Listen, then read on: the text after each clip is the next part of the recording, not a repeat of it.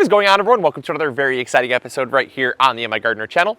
We're back out in the garden again today, and we are working on our tomatoes. So I wanted to take some time today to address a question that a lot of you ask, which is, when should I be topping my tomato plants, and should I be topping my tomato plants? So we're going to tackle that question, kind of break it down. First, we're going to touch on why you should be topping your tomato plants, and then we're going to talk about kind of how to do it and when to do it.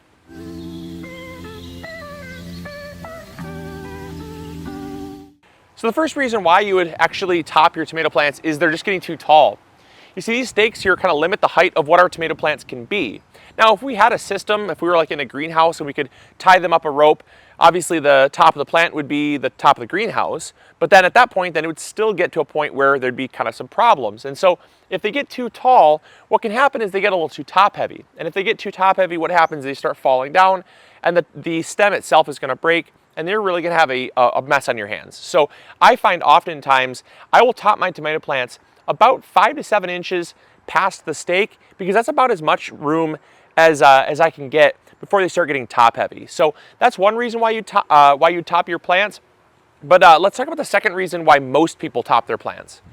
So the second reason why you top your tomato plants is the most common reason why you top your tomato plants, and that's because the season is short. You see, with indeterminate tomatoes, these are all indeterminates that we're growing here. That means they just continue growing as long as the season will allow. They'll basically grow up until the first frost if they're kept healthy. And so because they're indeterminates, they're going to keep growing all season. And the problem with that is that at a certain point, it becomes basically just too late into the season to actually have any chance of getting fruit. You see, if it's like October 1st and the tomato plant is flowering, I don't have any chance of a tomato actually forming and ripening in that amount of time. Again, if I had a greenhouse, it'd be a different story. But since I don't have a greenhouse, I do have to actually kind of play with the cards that I'm given. And here in Michigan, our first frost usually comes around October 15th to about October 20th or so. So that only gives me about 15 days from the point that a flower forms to getting ripe fruit, and that's just not practical. And so what a lot of gardeners will do is they will actually top their tomato plants to actually send a signal to the rest of the plant to essentially focus whatever energy it has created on forming and ripening the fruits that are already on the plant. You see, up here, like I said, this plant is flowering right now, and there's plenty of time for that flower to actually ripen. But come about, I would say, middle to end of September or so, I'm basically going to be taking these plants and I'm going to be clipping off the tops of the plants. Regardless of how tall they have gotten, regardless of where they're at in their life, I'm going to cut them back. I'm basically just going to top them back to essentially the next leaf node down. And I'm essentially also going to pull off any flowers that are forming, because at that point, there's no chance that those are going to produce viable fruit for me.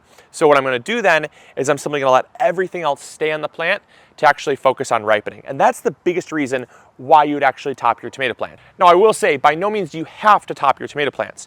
If you're living in a climate that doesn't receive a frost, well, there's not a reason to top your plants, assuming you can keep them going, getting taller stakes, or if you have them on a string or something like that, where you can allow them to grow taller. You don't have to top them as long as your season will allow. Also, if you're not growing indeterminates, I wouldn't top them either way, because that's actually going to affect your fruit yields. So even here in Michigan, if we're growing an indeterminate, that's one that grows all season long, those ones are going to get topped. But a determinate, those are going to be basically left alone. Those are going to be put in cages, let them bush, let them get as big as possible, because the bigger the plant, the more fruit you're going to get. So I'm not going to be pruning determinates either. And so those are kind of two instances when you wouldn't prune or top the plant. And I know a lot of gardeners just kind of assume that one maintenance tip can be applied to all plants, and that's just not true. So now I want to talk about kind of when you would actually decide when is the best time to top your plants if you're going to be topping them. So the best time to top your plants is really based on a couple variables. The first one is the type of tomato that you're growing. Cherry tomatoes will form and ripen a lot faster than beefsteaks. So knowing what type you're growing will decide how early you want to start topping your plants. Because of the fact that all of these plants here are in the kind of the slicer category or the beefsteak category, they're larger tomatoes. They're going to take a lot more energy to actually form, a lot more time to form, and a lot more time to ripen. And so because of that, I'm going to be topping these plants about 45 days before my first frost. And so what you want to do, because that's going to vary based on where you live and where your garden's at, what you want to do is you want to find out when your first frost date is. And I can't tell you exactly when that's going to be, because here it's going to be different. Even 5 miles that way, it's going to be a little bit different. And so what you want to do is basically, for larger tomatoes, count back about 45 days. From that point, that is where I'm topping. I'm taking off flowers, I'm taking off growth, I'm taking off anything that is going to be kind of continuing that upward momentum of the plant, so it can focus more of its energy on stuff that is down lower to get it off the plant, get it ripe. Now, if I'm growing cherry tomatoes are a little bit different. Because they form and ripen so fast, I'll usually leave them about 30 to 35 days before my first frost.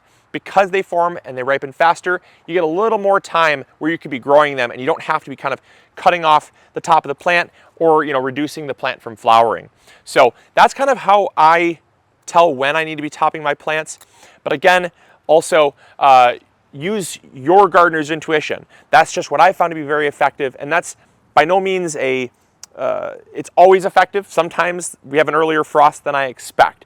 You can't really control that. Sometimes, I'll be honest, sometimes we've had frosts that don't come until the first or second week in November, and I can't control that either, right? So it's one of those things, it's kind of like your planting dates when you plant out the garden. You could say, well, I'm planting out my garden on this date, and it should be fine.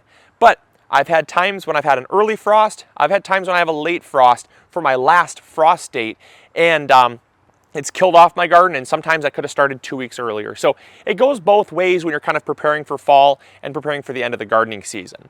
But all you can do is do your best. All right, now there's one last case in which you would not want to top your tomato plants, and that is in the event of getting late blight. So late blight happens later on in the season. Your plants will inevitably get it at some point. It's a fungus that starts in the soil and gets onto the leaves, and it always affects lower leaves first. So what gardeners will do, because I'm actually starting to get it right now, believe it or not, it's cold, it's been rainy, and some of our plants are starting to get late blight. Essentially, it just looks like this. It's all these brown spots, yellow blotches, and it spreads quite quickly. So I'm actually getting it eradicated. I'm pruning up that lower foliage, and that's what a lot of gardeners will do, is they will first start out with a spray like a baking soda spray. And we've been using a baking soda spray for about the past 2-3 weeks now, but it's just not as effective as defoliating. And so if you're defoliating, but you're also topping your plants, you're essentially removing all the foliage that that plant has. And so that, without having any foliage, your plant cannot grow, it's not going to thrive, and any fruit that's forming on it is not going to ripen. And so that is the only instance when, regardless of what the plant looks like or how much time I have until my first frost, is when I would not take off the top of the plant. Because the top of the plant is going to be the least disease prone, because it's taller, it's higher off the ground. It's going to take a lot longer for that blight to climb from the bottom of the plant all the way up to the top of the plant. So in that case, after I take off the lower foliage, I may not ever top my tomato plants, because I need that energy to form to actually help ripen the fruit and give sugars. That's why a lot of gardeners find that the fruits at the end of the season are usually very bland or very flavorless, because there's not enough energy formed from the plant to actually create that beautiful tasting tomato that you've come to know and love throughout the summer. And so that's the only time when I would not recommend topping your tomato plants, regardless of the scenario, right? Is just in the case of late blight. So I hope you guys enjoyed. I hope you learned something new. If you did, make sure to hit the like button, subscribe if you haven't already, and let me know in the comments box down below if you've topped your plants, if you're someone who just lets them go wild. I'm kind of curious to know how you grow your tomato plants down in the comments box down below. So as always, thank you guys so much for watching, and grow bigger. Take care.